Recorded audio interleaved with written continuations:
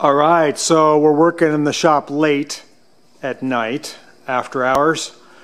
And as it is pretty typical working on an old car, you kind of open up a can of worms.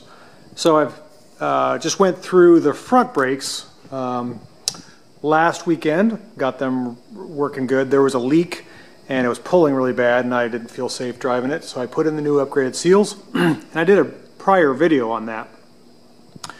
And I thought tonight, I'm just going to take a look at these rear brakes. They didn't feel like they were adjusted right. The e-brake wasn't holding good.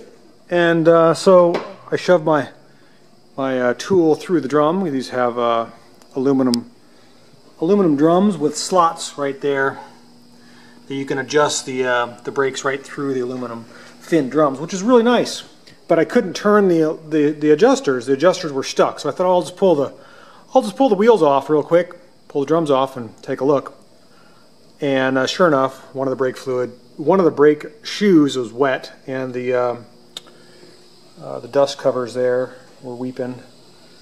So it's like, oh man, again. And you can see the shoes are all pretty, you can see that are all gunked up. So I'm putting new seals in the rear. And I've had this car for so long, I couldn't recall if these are the original wheel cylinders or if we upgraded them to the Subaru Justy wheel cylinders. It turns out they are the original, and I have new seals from Mr. Wayne in Oklahoma. He made them a little tighter out of a different material. I wanted to show a couple things. One is what I use to do, this car has had the brake job done so many times. This is probably five times, but I've had the car for almost 30 years. Subaru brakes are not known for lasting forever. To be blunt, they last a couple of years really before you have to reseal them, is what I've found, especially if you don't use them much.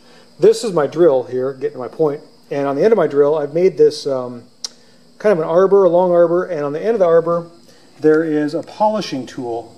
It's a 3M product. It's made for polishing valves and ports, but I find that it works really good for polishing up the insides of bores. I don't know if you can see, the light is too bright. Aluminum bores for wheel cylinders. These are really small. You can see, I don't know if you can see in there, but it gets a just mirror finish. It's a tip and trick for you. Same thing on this side. I haven't taken this one apart yet, but you can see, or maybe you can't see, there's a glaze on the inside on that shoe there. That means that this is weeping. You can see it's wet in there. That doesn't make me happy, but I'm going to take care of it. Oh, and one more thing. Somebody was asking, how do you lower your Subaru 360? Well, it's really easy. I got the car up in the air, so this is going to be really, really easy. You can do it laying on the ground. The Subarus have a torsion bar front suspension, and there's just one big spring here in the front. And see that stud there that I'm shining my light on? With this end right here, I think that's a 14 or maybe a 15 millimeter. Once you loosen the big lock nut, which my lock nut looks like it fell off, you can adjust the front ride height of your Subaru by simply turning that. And the same goes for the rear. We'll go underneath here. It's a little harder to get to because it's right in the tunnel, right where my light is right there. See that? That's how you adjust the rear torsion bars. This coupler connects both torsion bars. So a lot of people were questioning me on the forums, how do you do it? And I said it's easy, but if you've never done it before, I understand. It's, I guess, easy for me.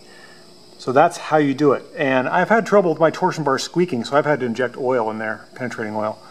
That might be a tip and trick for somebody as well.